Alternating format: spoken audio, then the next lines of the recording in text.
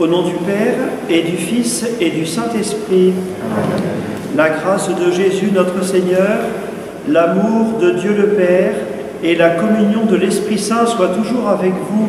Et avec votre esprit. Préparons-nous à Noël, préparons-nous à la venue dernière de Jésus dans la gloire, quand il reviendra juger les vivants et les morts. Préparons-nous à recevoir Jésus intimement en nous dans la communion, en reconnaissant que nous sommes pécheurs, en entrant dans cette grande et magnifique retraite de l'Avent, en entrant dans cette célébration aussi, reconnaissons-nous pécheurs. Je confesse à Dieu Tout-Puissant, Je reconnais devant mes frères que j'ai péché en pensée, en parole, par action et par omission. Oui, j'ai vraiment péché. C'est pourquoi je supplie la Vierge Marie, les anges et tous les saints, et vous aussi, mes frères, de prier pour moi au Seigneur notre Dieu. que Dieu Tout-Puissant nous fasse miséricorde, qu'il nous pardonne nos péchés et nous conduise à la vie éternelle. Amen. Kyrie eleison.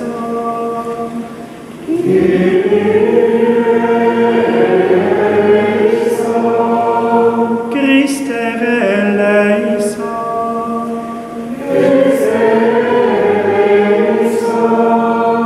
Kyrie eleison.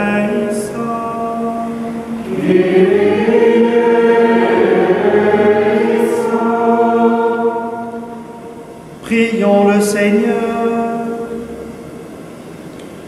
Donne à tes fidèles, Dieu Tout-Puissant, d'aller avec courage sur les chemins de la justice, à la rencontre du Seigneur, pour qu'ils soient appelés lors du jugement à entrer en possession du royaume des cieux.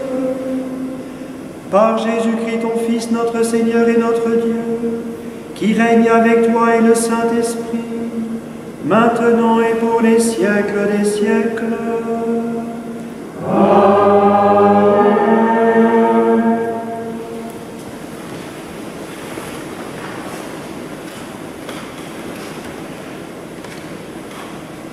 Lecture du livre du prophète Isaïe. C'est toi, Seigneur, notre Père, notre Rédempteur depuis toujours. Tel est ton nom. Pourquoi, Seigneur, nous laisses-tu errer hors de tes chemins? Pourquoi laisser nos cœurs s'endurcir et ne plus te craindre? Reviens à cause de tes serviteurs des tribus de ton héritage. Ah, si tu déchirais les cieux, si tu descendais, les montagnes seraient ébranlées devant ta face.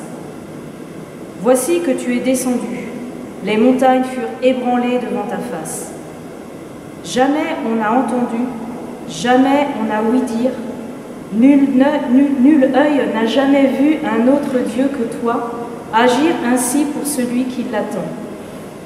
Tu viens rencontrer celui qui pratique avec joie la justice, qui se souvient de toi en suivant tes chemins. Tu étais irrité, mais nous avons encore péché, et nous nous sommes égarés. Tous, nous étions comme des gens impurs, et tous nos actes justes n'étaient que linge souillé. Tous, nous étions desséchés comme des feuilles, et nos fautes comme le vent nous emportaient. Personne n'invoque plus ton nom, nul ne se réveille pour prendre appui sur toi. Car tu nous as caché ton visage, tu nous as livrés au pouvoir de nos fautes. Maintenant, Seigneur, c'est toi notre Père. Nous sommes l'argile, c'est toi qui nous façonnes. Nous sommes tous l'ouvrage de ta main. Parole du Seigneur.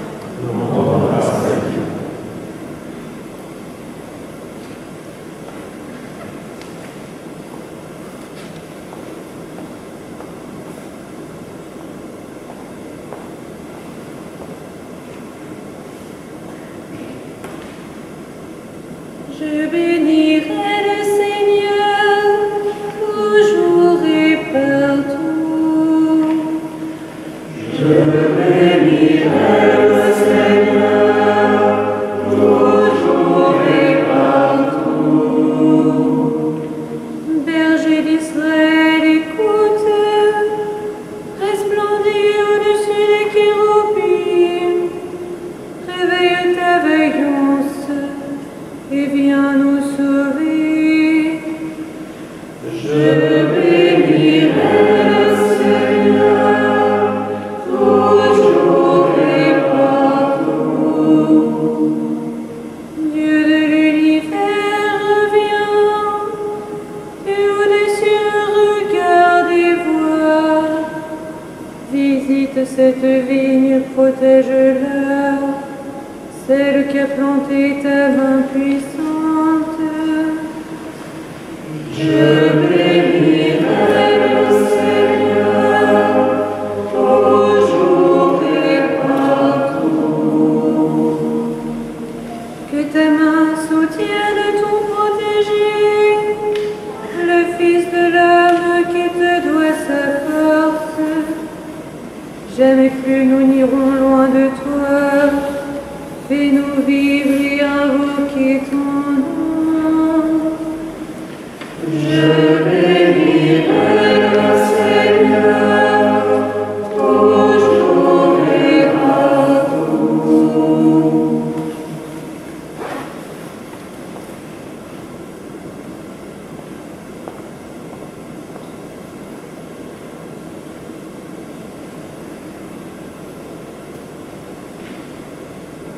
Lecture de la première lettre de saint Paul apôtre aux Corinthiens. Frères, à vous la grâce et la paix de la part de Dieu notre Père et du Seigneur Jésus-Christ.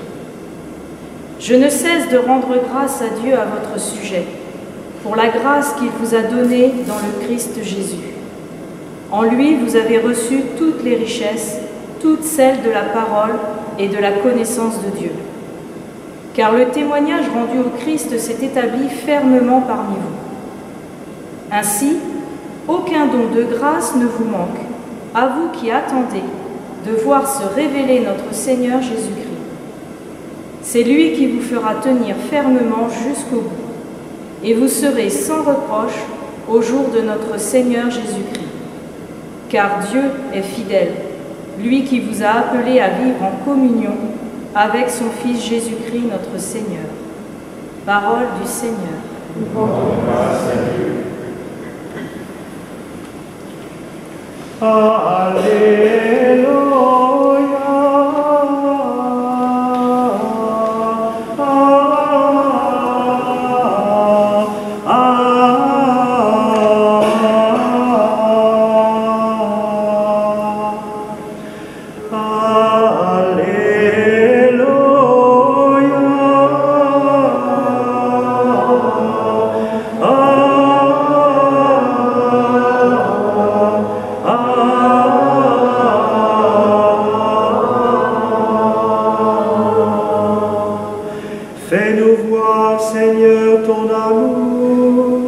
et donne-nous ton salut.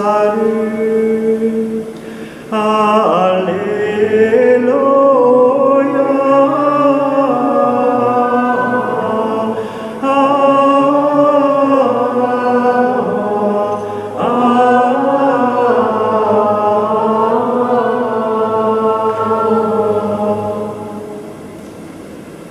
Le Seigneur soit avec vous. Évangile de Jésus-Christ selon saint Marc.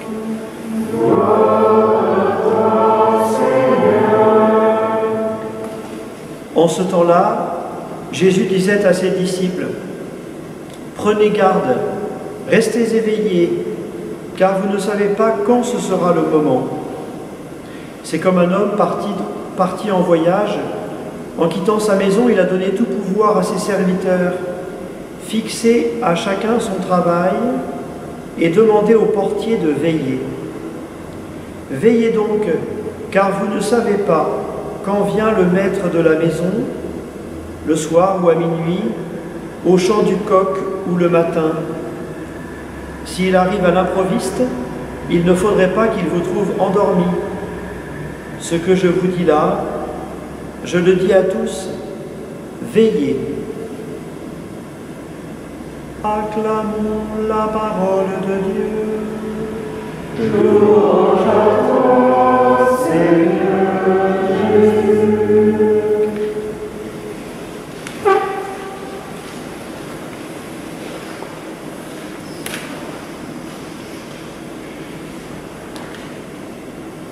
Avant de vous dire un petit mot sur les textes que nous avons reçus aujourd'hui, je voudrais vous proposer une petite parabole qu'on pourrait appeler la parabole du fond marin.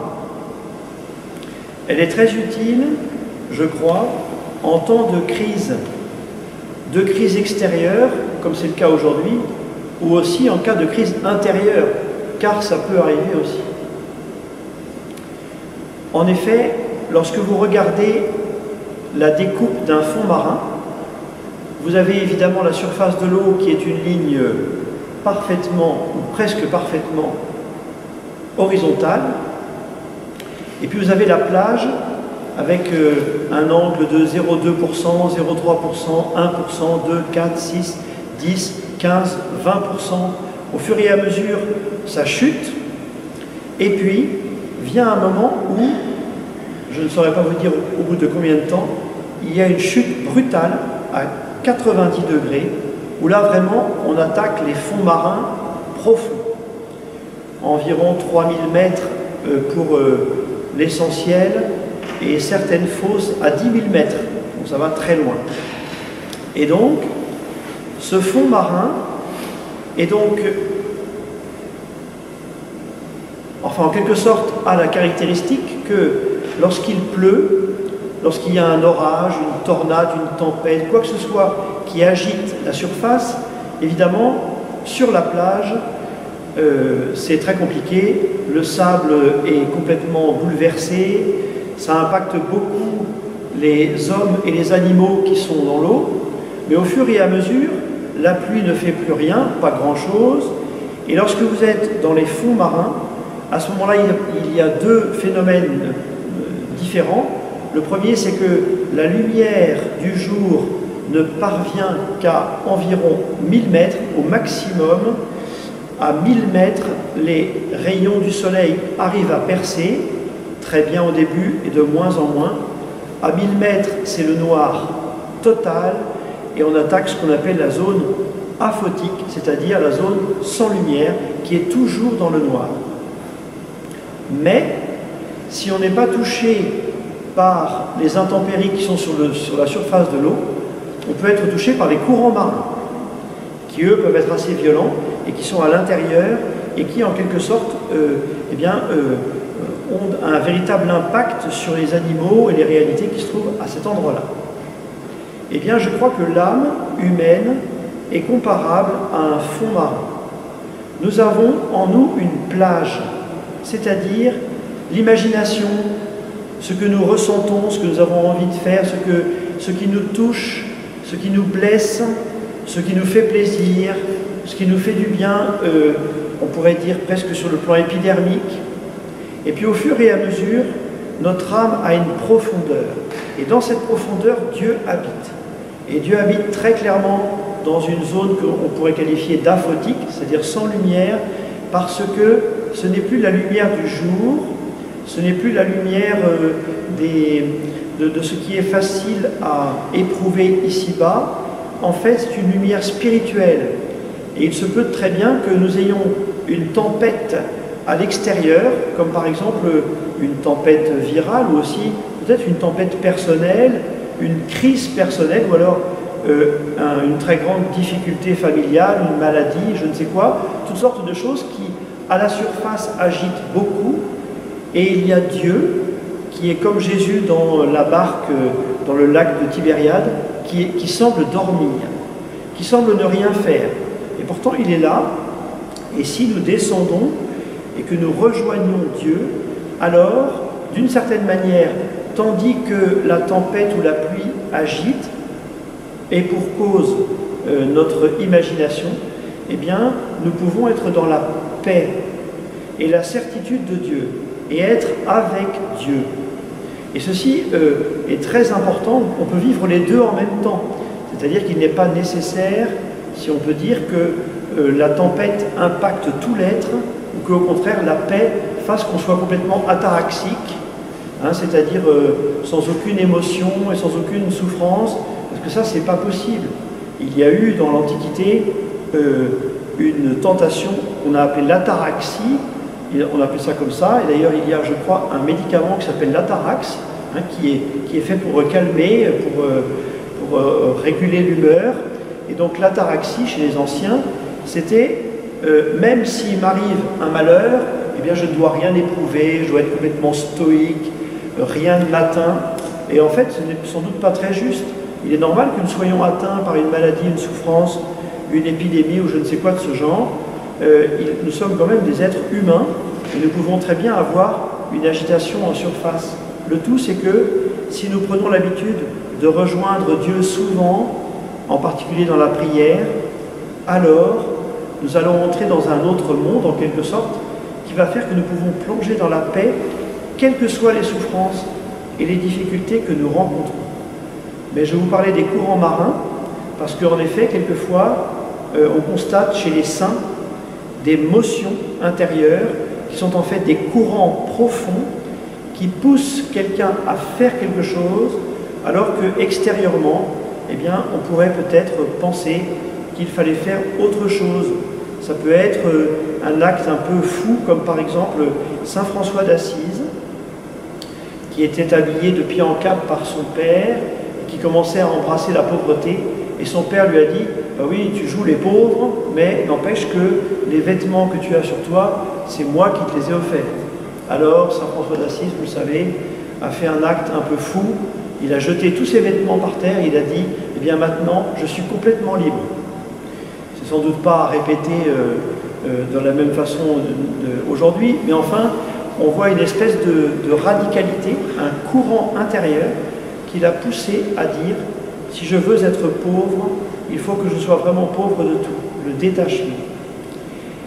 Cependant, pour éviter que la prière soit, je ne sais pas, une espèce d'apnée dans laquelle on plonge en Dieu pour oublier les soucis qui se trouvent autour de nous ou en nous, eh bien, l'Évangile nous a dit « veillez donc, prenez garde, restez éveillés ».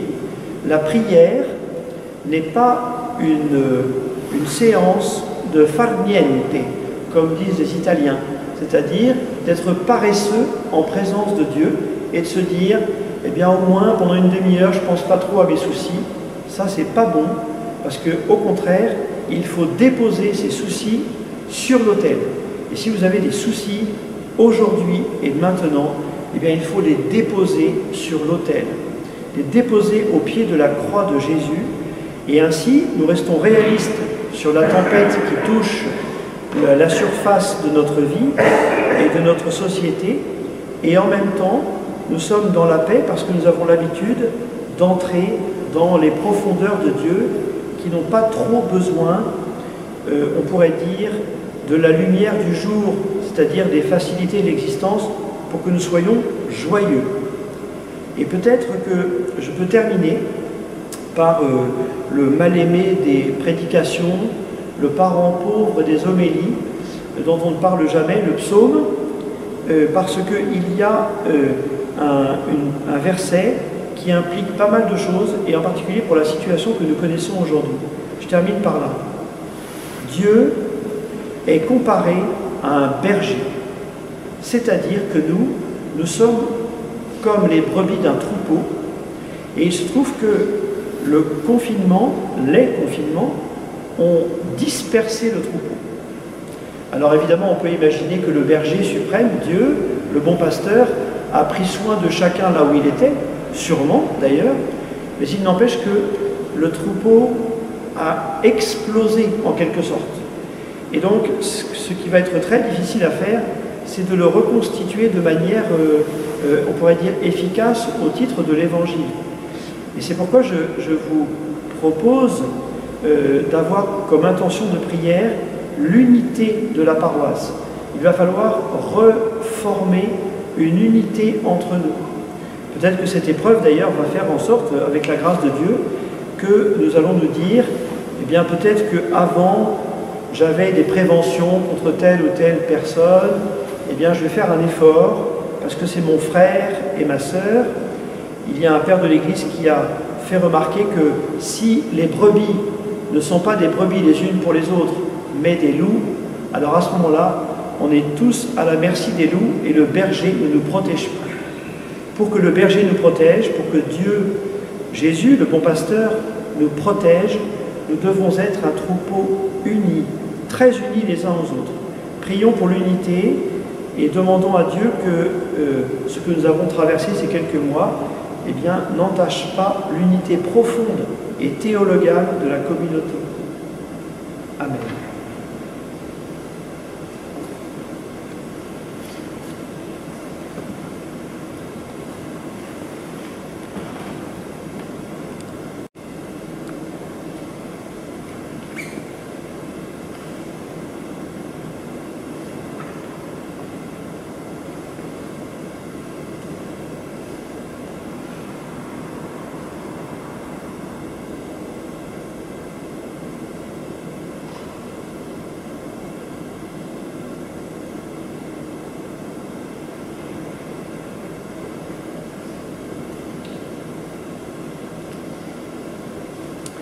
Pendant le temps de l'Avent et pendant le temps de Noël, nous allons être accompagnés par le symbole de Nicée-Constantinople, cette magnifique profession de foi qui nous vient des deux conciles de Nicée et de Constantinople au IVe siècle.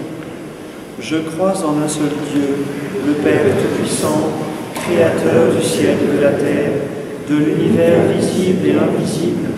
Je crois en un seul Seigneur Jésus-Christ, le Fils unique de Dieu, né du Père avant tous les siècles. Il est Dieu, né de Dieu, lumière, né de la lumière, vrai Dieu, né du vrai Dieu, engendré, non pas créé, de même nature que le Père, et par lui tout a été fait. Pour nous les hommes et pour notre salut, il descendit du ciel. Par l'Esprit Saint, il a pris chair de la Vierge Marie et s'est fait homme. Crucifié pour nous sous Ponce Pilate, il souffrit sa passion et fut mis au tombeau. Il ressuscita le troisième jour, conformément aux Écritures, et il monta au ciel. Il est assis à la droite du Père. Il reviendra dans la gloire pour juger les vivants et les morts, et son règne n'aura pas de fin. Je crois en l'Esprit Saint, qui est Seigneur et qui donne la vie. Il procède du Père et du Fils. Avec le Père et le Fils, il reçoit même adoration et même gloire. Il a parlé par les prophètes. Je crois en l'Église, une sainte, catholique et apostolique. Je reconnais un seul baptême pour le pardon des péchés. J'attends la résurrection des morts et la vie du monde à venir. Pendant cette prière universelle, portons dans notre prière ceux qui sont privés de l'Eucharistie et le monde entier dans lequel nous vivons.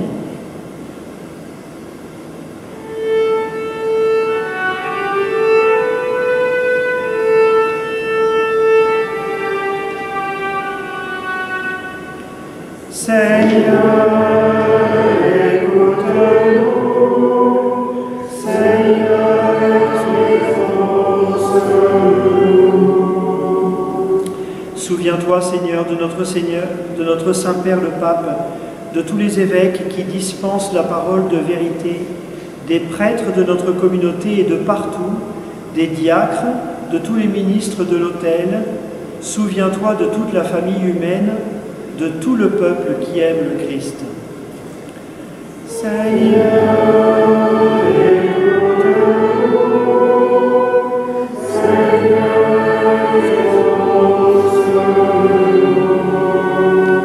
souviens-toi, Seigneur, du peuple racheté par le sang de ton Fils. Donne-lui, Seigneur, l'esprit de paix et de concorde. Mets fin aux déchirures du corps du Christ. Dissipe toute menace d'hérésie. Accorde-nous l'esprit de charité. Notre Dieu et Sauveur, espérance de toutes les nations. Seigneur,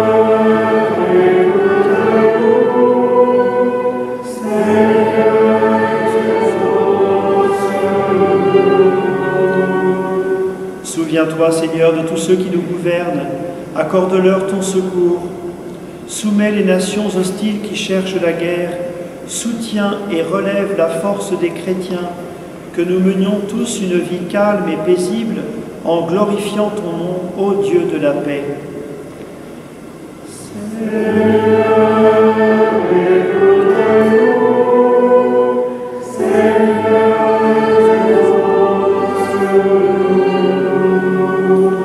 Souviens-toi, Seigneur, de tous ceux qui sont âgés et malades, de tous ceux qui souffrent, de toute âme chrétienne qui se trouve dans la détresse, qui espère en ta miséricorde infinie et en ton secours.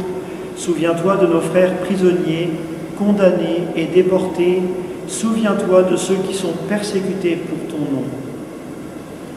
Seigneur,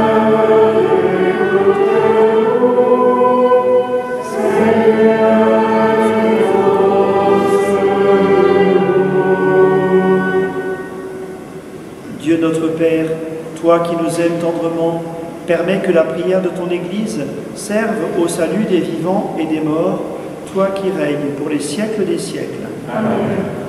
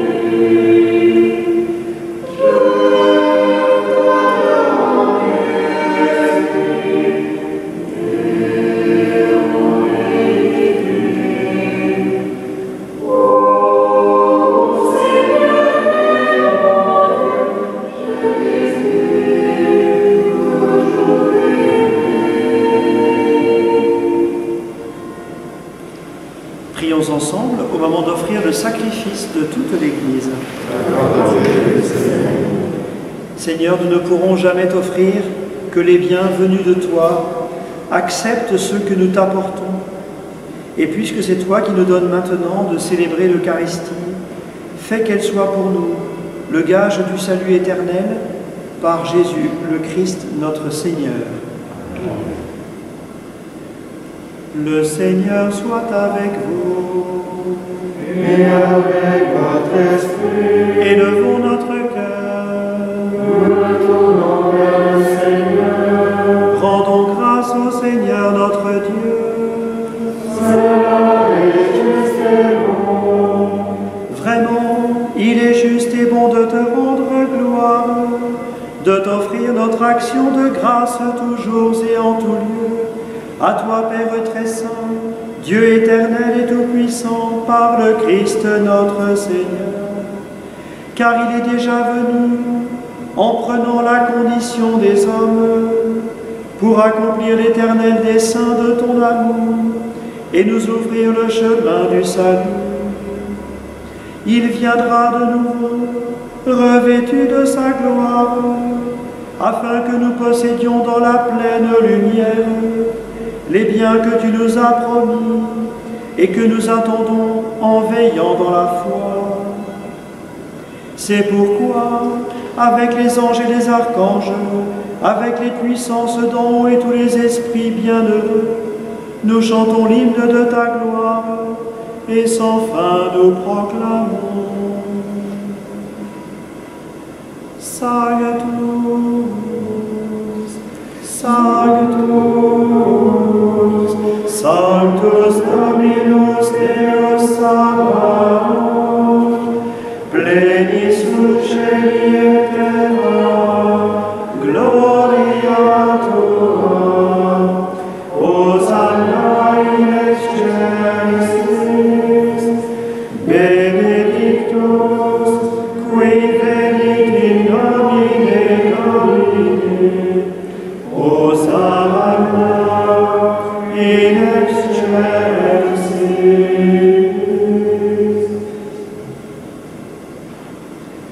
Toi qui es vraiment saint, toi qui es la source de toute sainteté, nous voici rassemblés devant toi et dans la communion de toute l'Église. En ce premier jour de la semaine, nous célébrons le jour où le Christ est ressuscité d'entre les morts. Par lui que tu as élevé à ta droite, Dieu notre Père, nous te prions. Sanctifie ces offrandes en répandant sur elles ton esprit, qu'elles deviennent pour nous le corps et le sang de Jésus le Christ notre Seigneur. Au moment d'être livré et d'entrer librement dans sa passion, il prit le pain, il rendit grâce, il le rompit et le donna à ses disciples en disant: prenez et mangez-en tous, ceci est mon corps, livré pour vous.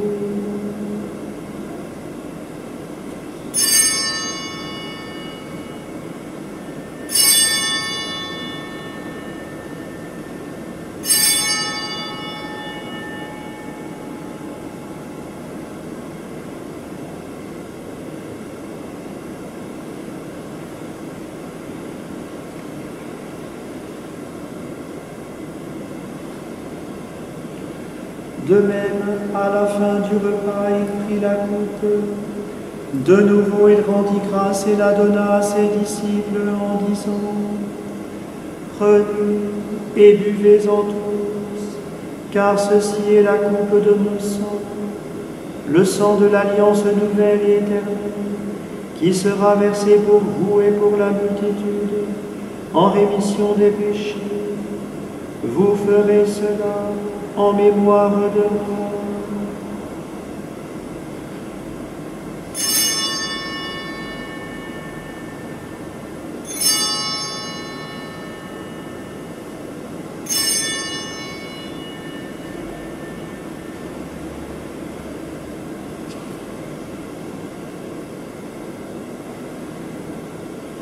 Il est grand le mystère de la foi. Nous Proclamons ta mort, Seigneur Jésus. Nous célébrons ta résurrection. Nous attendons ta venue dans la gloire. Faisant ici mémoire de la mort et de la résurrection de ton Fils, nous t'offrons, Seigneur, le pain de la vie et la coupe du salut, et nous te rendons grâce, car tu nous as choisis pour servir en ta présence. Humblement, nous te demandons qu'en ayant part au corps et au sang du Christ, nous soyons rassemblés par l'Esprit Saint en un seul corps. Souviens-toi, Seigneur, de ton Église répandue à travers le monde. Fais-la grandir dans ta charité, avec le pape François, notre évêque Emmanuel, et tous ceux qui ont la charge de ton peuple. Souviens-toi aussi de nos frères qui se sont endormis dans l'espérance de la résurrection et de tous les hommes qui ont quitté cette vie, et en particulier ceux pour qui nous offrons le sacrifice aujourd'hui. Reçois-les dans ta lumière, auprès de toi. Sur nous tous, enfin, nous implorons ta bonté. Permets qu'avec la Vierge Marie, la bienheureuse Mère de Dieu, avec Saint Joseph, son époux, les apôtres et les saints de tous les temps qui ont vécu dans ton amitié, nous ayons part à la vie éternelle et que nous chantions ta louange par Jésus-Christ, ton Fils bien-aimé.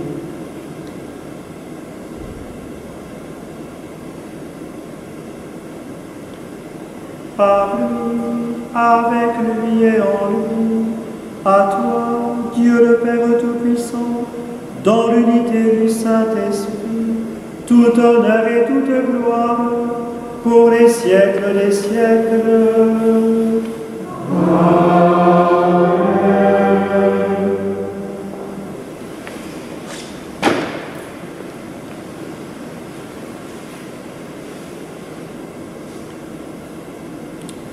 Comme nous l'avons appris du Seigneur, et parce que nous sommes sûrs de la tendresse de Dieu pour chacun d'entre nous, nous osons dire: Notre Père qui es aux cieux, que ton nom soit sanctifié, que ton règne vienne, que ta volonté soit faite sur la terre comme au ciel. Donne-nous aujourd'hui notre pain de ce jour. Pardonne-nous nos offenses, comme nous pardonnons aussi à ceux qui nous ont offensés. Et ne nous laisse pas entrer en tentation, mais délivre-nous du mal.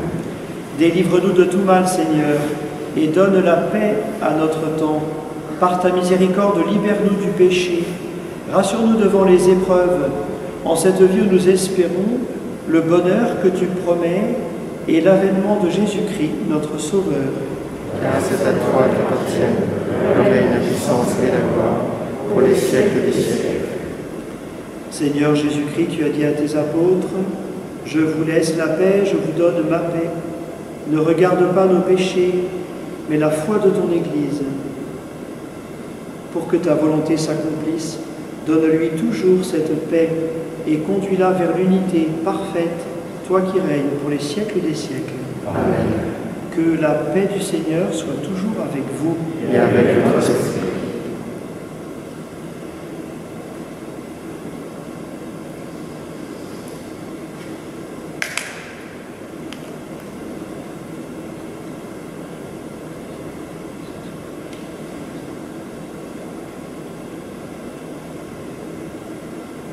Agnus Dei, qui tollis peccata mundi, miserere nobis. Agnus Dei, qui tollis peccata mundi, miserere nobis. Agnus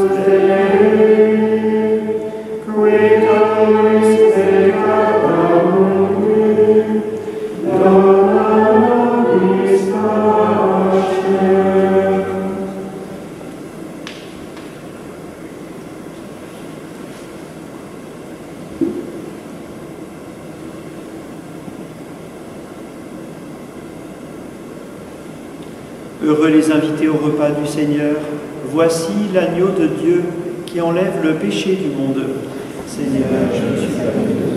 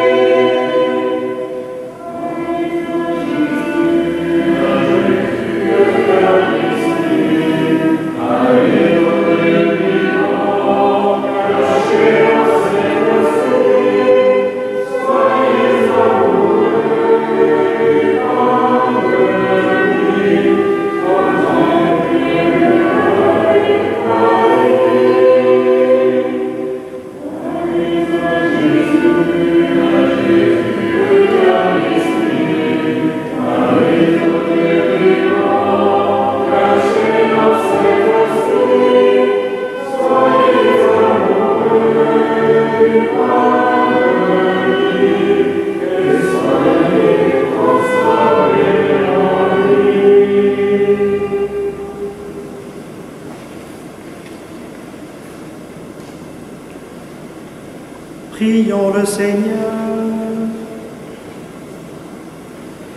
Fais fructifier en nous, Seigneur, l'Eucharistie qui nous a rassemblés. C'est par elle que tu formes dès maintenant, à travers la vie de ce monde, l'amour dont nous t'aimerons éternellement, par Jésus le Christ notre Seigneur.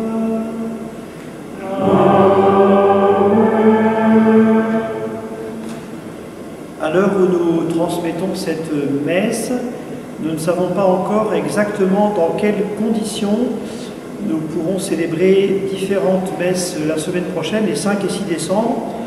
Il n'y a que 3 choses qui sont certaines.